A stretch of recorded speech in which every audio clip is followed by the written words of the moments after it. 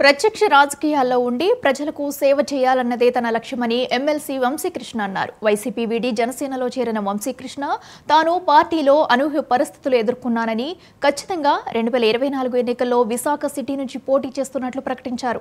రాబోయే ఎన్నికల్లో జనసేన విజయం ఖాయమని అంటున్న వంశీకృష్ణతో మా ప్రతినిధి కిరణ్ ఫేస్ టు ఫేస్. ఖచ్చితంగా తెలుగుదేశం జనసేన పొత్తోటి రాష్ట్రాల అధికారంలోకి రావడం ఖాయమని చెప్పేప్పటికే పరిస్థితులు కనిపిస్తున్నాయి. ఈ నేపథ్యంలో ఎమ్మెల్సీ వంశీకృష్ణ యాదవ్ మనతో ఉన్నారు. ఆయన అడిగి మరింత సమాచారం తెలుసుకుందాం. అలా చెప్పండి, ఎలా ఉండబోతుంది 2024లో మీరు కొత్తగా ఇప్పుడు జనసేనలోకి ఎంటర్ అయ్యారు, ఎలా ఉండబోతుంది? అద్భుతంగా ఉండబోతుందన్న. జనసేన పార్టీ ఈ రాష్ట్రంలో ఒక బలమైన శక్తిగా ఎదగబోతూ ఉంది. నేను వైఎస్ఆర్ కాంగ్రెస్ పార్టీలో ఏ విధంగా అయితే పనిచేశానో అంతకంటే రెట్టింపు సంస్థతో ఈ పార్టీలో పనిచేస్తాను. ఈ పార్టీ గ్రౌండ్లో నుంచి బలపడడానికి నా విశ్వ ప్రయత్నం నేను చేస్తాను.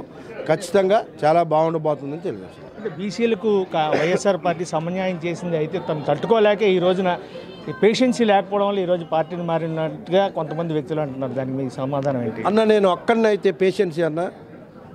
2014 కంటెస్ట్ నేను అక్కడ పరిస్థితులు మీకు తెలుసు.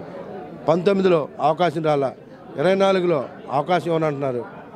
ఇంకెంత పేషెన్స్ కావాలన్నా? 15 సంవత్సరాలు పొలిటికల్ జీవితం పోతే ఇంకెంత ముసలైపోతారు. అది ఏం చేస్తాం మనం రాజకీయాల్లో ఏదో సాధిద్దాం, ఏదో సేవ చేద్దాం కదా వస్తాం. ఊరికే ఎవరు రారు కదా. జగన్మోహన్ రెడ్డి గారు సీఎం అవ్వాలి, మేము ఎమ్మెల్యే అవ్వాలని కోరిక ప్రతి ఒక్కరికి ఉంటుంది కదా. అందులో న్యాయమే కదా, అన్యాయం ఏమైనా ఉందా? సో ఆ కోరికతో వచ్చాం. ఇక్కడ తీరట్లేదు కాబట్టి ఇంకో పార్టీకి వెళ్తా ఉన్నాం. పార్టీ మారినోళ్ళు ఎవరు? ఇవాళ విశాఖపట్నంలో ఉన్న ఈ రాష్ట్రంలో ఉన్న నాయకులు అందరూ ఎక్కడి నుంచి వచ్చారు? వైఎస్ఆర్ పార్టీలకు అందరూ బయట నుంచి వచ్చిన కదా. ఎందుకు వాళ్ళకి ఆవేదన? ఒకరు వెళ్ళిపోతే ఇవాళ నేను ఒక్కరిని అనుకోండి, నాకేది ఇవ్వలేదని వెళ్తున్నాను. నేను చూశారు కదా, మోపిదేవి వెంకటరామన్ ఏమన్నారు, పార్థసారథి గారు ఏమన్నారు, జంగా కృష్ణమూర్తి గారు ఏమన్నారు, రమేష్ గారు ఏమన్నారు. రేపు ఇంకొక 10 మంది ఇలా చూస్తూ ఉండండి. మీరు ఎంతమంది బయటకు వస్తారు? 2 సార్లు ఓడిపోయి మీకు ఎమ్మెల్సీ ఇచ్చి ఒక సమన్యాయం చేశారని చెప్పి వాళ్ళు అంటున్నారు. నేను ప్రజా జీవితంలో ఉండాలి, పబ్లిక్ లైఫ్లో ఉండాలి. ఎమ్మెల్సీ అంటే రోజు రోజుకి దిగజారి పరిస్థితిలో ఉన్నాము.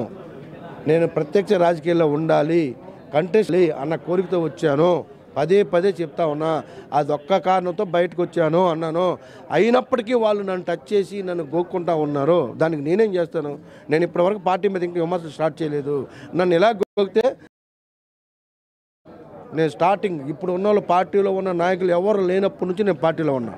అది గుర్తుపెట్టుకోండి. ఎవరు లేనప్పటి నుంచి డే వన్ నుంచి ఉన్నాను. అది గుర్తుపెట్టుకోండి.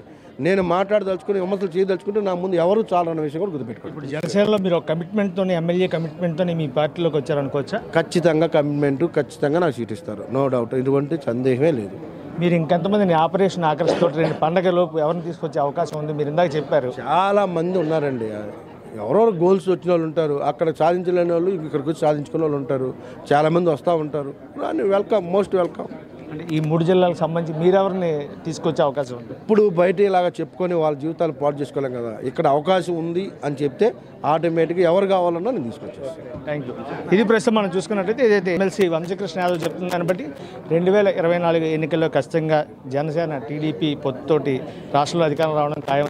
చాలామంది పండగలోపు చాలామంది ఇంకా ఈ 34 నియోజకవర్గాలు ఏవైతే ఉన్నాయో దీనికి సంబంధించి చాలామంది జనసేన పార్టీలోకి వచ్చే అవకాశాలు అయితే ఉన్నాయని చెప్పి, ఏదైతే తనకు న్యాయం జరగలేదు ప్రత్యక్ష రాజకీయాల నుంచి నాయకులందరూ కూడా తనని ఆరోపించడం వల్ల ఈరోజు తాను ప్రత్యక్ష రాజకీయాల్లో ఉండేటందుకే జనసేనలోకి వచ్చారని చెప్పి ఎమ్మెల్సీ వంశీకృష్ణ అంటున్నారు. కెమెరామెన్ నాతో కిరణ్ కుమార్, 99 టీవీ వైజాగ్. 2024